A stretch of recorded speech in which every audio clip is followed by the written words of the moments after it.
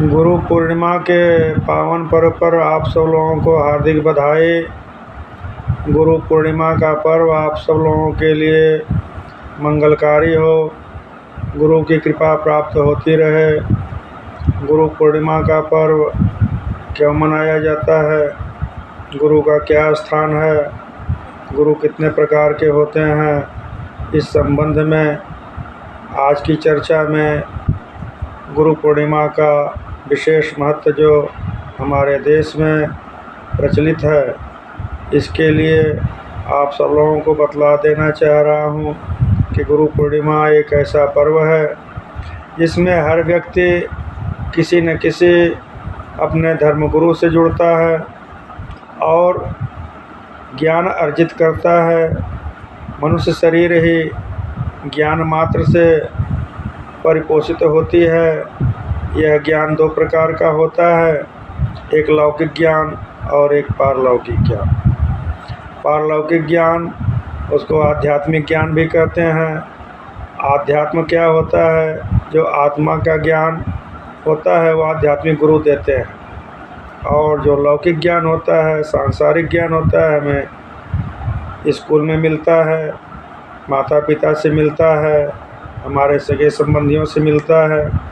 अतः हमें जो भी ज्ञान प्रदान करता है वो सब हमारे लिए गुरु ही में आते हैं, ये सब हमारे लिए गुरु होते हैं। तो गुरु दो प्रकार के होते हैं। एक जो है लौकिक गुरु, जो लोक कल्याण की बातें हमें सिखाते हैं। हम जो शिक्षित होते हैं तो सबसे पहले गुरु हमारी माता होती है, जो जन्म के बाद ही हमें बहुत कुछ सिखाती है। और दूसरे गुरु जो हमारे पिता होते हैं, वह सबसे गुरु पहले होते हैं, जो कि हमें अंगुली पकड़ करके चलना सिखाते हैं और साथ में ही हमें बहुत कुछ ज्ञान प्रदान करते हैं, जो कि उनका ज्ञान अमिट होता है। तो माता पिता हमारे पहले गुरु हो गए। उसके बाद हम शिक्षा ग्रहण करते हैं, स्कूल जाते हैं। पहले जो हमारे देश की शिक्षा परंपरा थी, गुरुकुल में जा कर के शिक्षा अध्ययन करना, और यह परंपरा विलुप्त हो गई है। अब हम लोग जो है उसको स्कूल में जा कर के शिक्षा ग्रहण करते हैं। तो जो भी हमें शिक्षा देते हैं वो भी हमारे गुरु होते हैं। इसके बाद आध्यात्मिक गुरु वो होते हैं जो हमें आध्यात्म से जोड़ते हैं। यह मनुष्य शरीर जो है सबको प्राप्त होती है, लेकिन इसका कुछ अर्थ होता है।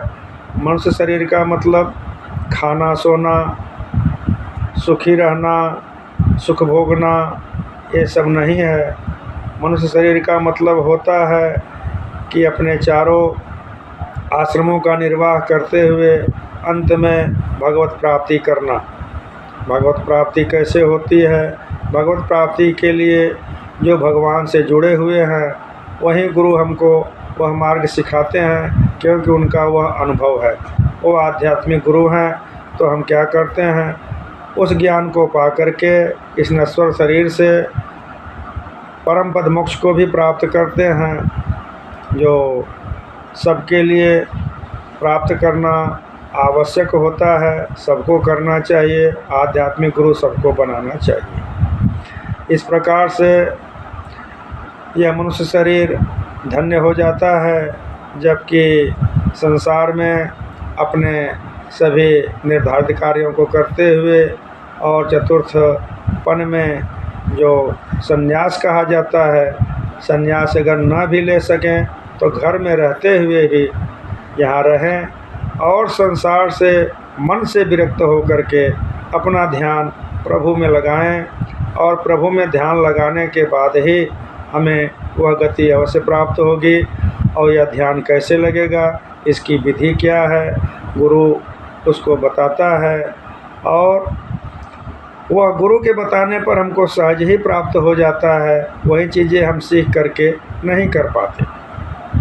उदाहरण के तौर पर बता रहे हैं, जिस प्रकार से समुद्र में अथाह जल है लेकिन हमारे काम का नहीं होता, उसी प्रकार से ज्ञान से संबंधित अनेक प्रकार की पुस्तकें भरी हुई हैं, आध्यात्म की पुस्तकें भरी हुई हैं, लेकिन इनको पढ़ कर के हमें वह ज्ञान नहीं मिलता है या संतुष्टि नहीं होती है। लेकिन वही चीज़ें गुरु बता देते हैं तो वह चीज़ सहज ही हमें प्राप्त हो जाती है और उनकी कृपा से वह चीज़ हमारे अंदर बैठ जाती है और हमें यहाँ से संसार से निकाल करके भगवान के पास भेजने का अच्छा कार्य करती है।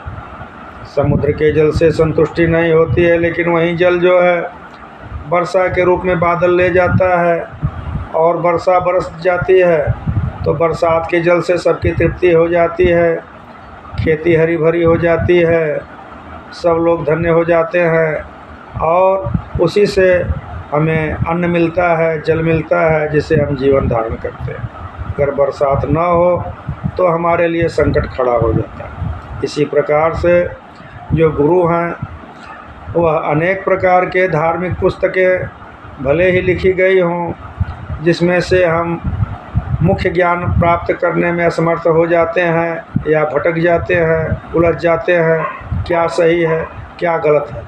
लेकिन जब गुरु उसी को बता देते हैं कि इस मार्ग पर चलिए, इस प्रकार से आप अध्ययन करिए, इस प्रकार से ध्यान करिए, इस प्रकार से अपने चक्रों को जागृत करिए, इस प्रकार से अपने आत्मा को परमात्मा से जोड़िए, तो सहज ही वह हमें उनकी कृपा से प्राप्त होने लगता है।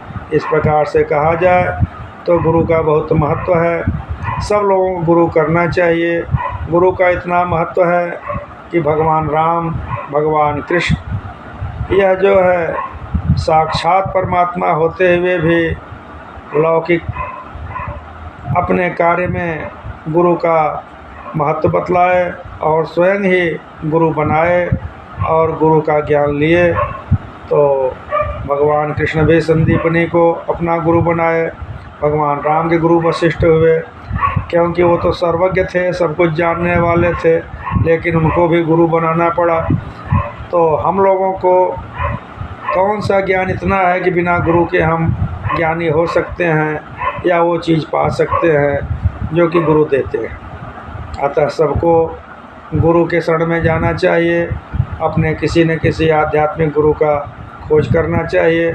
अगर गुरु न मिले तो हृदय से भगवान की भक्ति करना चाहिए। भगवान का भजन करने मात्र से गुरु की प्राप्ति हो जाती है, या भगवान गुरु उसको भेज देते हैं, या भगवान की कृपा से उसको गुरु अवश्य मिल जाते हैं जो कि उसका कल्याण कर देते हैं। इस प्रकार से गुरु पूर्णिमा के पावन पर्व पर आप लोगों को हार्दिक बधाई देते हुए हम यह कह रहे हैं कि सब लोग अपने गुरु के शरण में जाएं। आज किसी न किसी प्रकार से गुरु की पूजा करें, और कोई गुरु किसी का नहीं हो तो कृष्णम वंदे जगत गुरु, भगवान कृष्ण सबके जगत के गुरु कहलाते हैं। उनकी पूजा अर्चन करें, मंदिर में जाएं, मंदिर में जो है दान आदि करें, भगवान का भजन करें, वो भी उतना ही फल प्राप्त होगा। और भगवान कृष्ण से प्रार्थना करें कि हमें एक गुरु प्रदान करें। भगवान कृष्ण जल्द ही आपको गुरु प्रदान कर दें।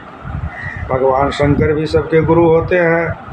भगवान शिव को गुरु मानिए, जिसकी जैसी श्रद्धा हो भगवान शिव को गुरु बना करके अगर उनके शरण में जाए, हृदय से उनकी प्रार्थना करेंगे तो भी आपकी मनोकामना पूर्ण होगी, आध्यात्म ज्ञान प्राप्त होगा, और वो भी ऐसे गुरु को मिला देंगे जो आपके कल्याण का मार्ग प्रशस्त कर देंगे, आपका जीवन धन्य हो जाएगा। इस प्रकार से बहुत बहुत धन्यवाद।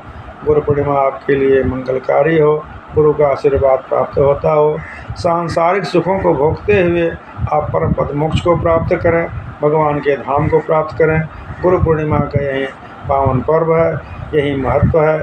इसलिए गुरु पूर्णिमा का विशेष प्रकार से आज जो है प्रचलन है कि गुरु से जुड़ना चाहिए, गुरु का आशीर्वाद, गुरु का ज्ञान लेना चाहिए।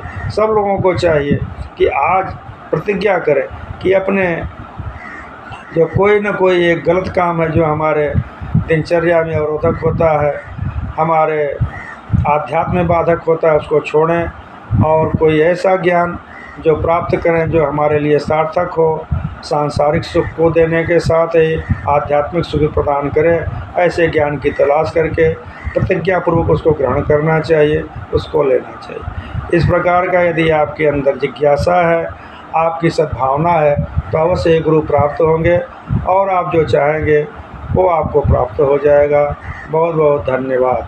गुरु पूर्णिमा सबके लिए मंगलकारी।